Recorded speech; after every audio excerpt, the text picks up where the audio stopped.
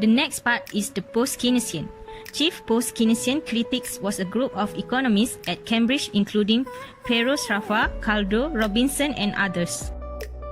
One of them is Joan Violet Robinson in 1903 until 1983.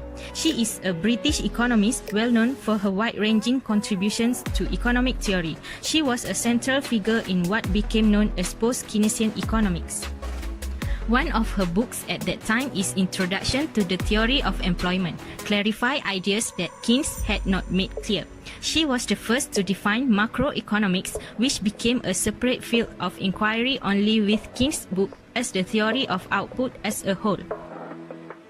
There are a few major tenets of the post-Keynesian, which are neo-Ricardian, markup pricing, endogenous money, pronounced cyclical instability, and need for income policy.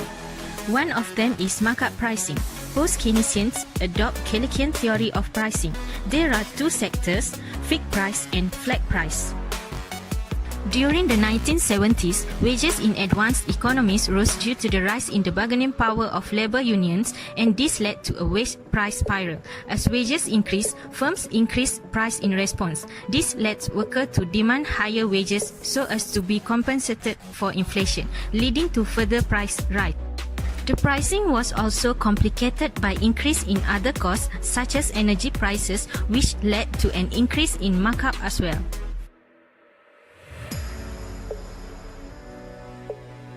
The New Keynesian.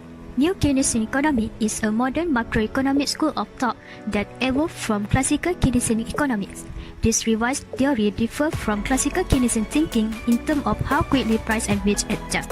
New Keynesian advocates maintain that price and wage are sticky, meaning they adjust more slowly to short-term economic fluctuation. This in turn explains such economic factors as involuntary unemployment and the impact of federal monetary policies.